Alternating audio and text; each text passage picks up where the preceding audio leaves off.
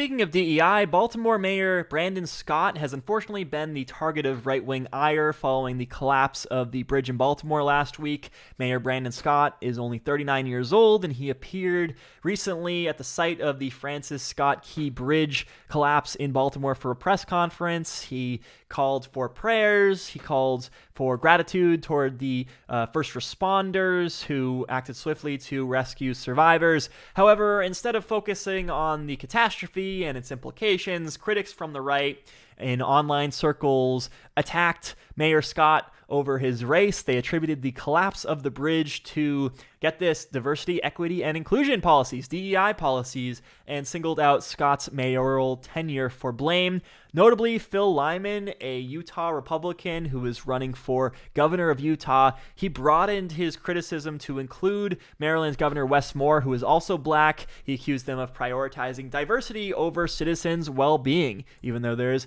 no such evidence to support this claim. One such bozo on Twitter repeated the exact same sentiment, writing, quote, "This is Baltimore's DEI mayor commenting on the collapsed Francis Scott Key Bridge. It's going to get so much worse. Prepare accordingly."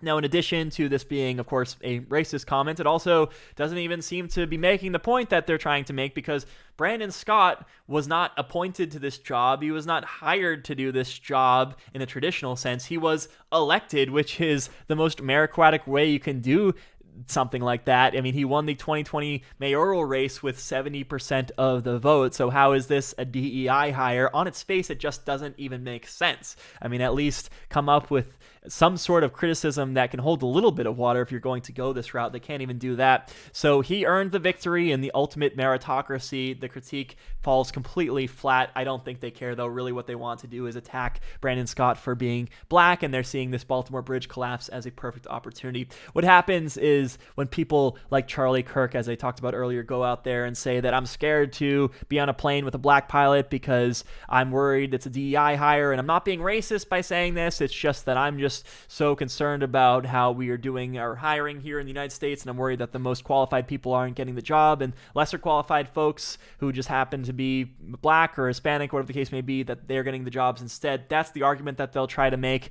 You have many on the right calling Supreme Court Justice Ketanji Brown Jackson also a diversity hire. This is just what the right wing has been saying recently, and so it's no surprise that when even you have a case that doesn't have anything to do with diversity hires and these subjects at large, there are going to be plenty of trolls online and even politicians in Phil Lyman's case who feel emboldened to make this exact point and just be racist with a bit of a veil, because they can claim it's not about race, it's about DEI, it's about affirmative action, it's about equity and these other things, but we know exactly what they're doing.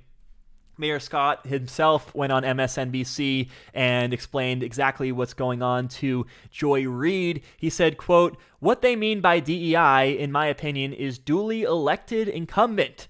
We know what they want to say, but they don't have the courage to say the N-word." He also went on to say, "And the fact that I don't believe in their untruthful and wrong ideology, and I am proud of my heritage and who I am and where I come from, scares them, because me being in my position means that their way of thinking, their way of life, of being comfortable while everyone else suffers, is going to be at risk. And they should be afraid, because that is my purpose in life." By the way, isn't it the right wing that claim that we shouldn't politicize tragedies right after they happen? They always say that when it comes to mass shootings. Oh no, it's too early to talk about gun control. We can't do that now. We have to let the families of the victims grieve. We have to have healing first. Then we can talk about the policy discussions having to do with gun control, even though there's always another mass shooting around the corner. So by their logic, there's never an appropriate time to talk about gun control. But that's what they talk about when it comes to mass shootings. However, they're not willing to make that argument when it comes to the bridge collapse. They go right into the diversity hires argument, jumping to conclusions even when it doesn't make sense at all, and even when they don't have the evidence to make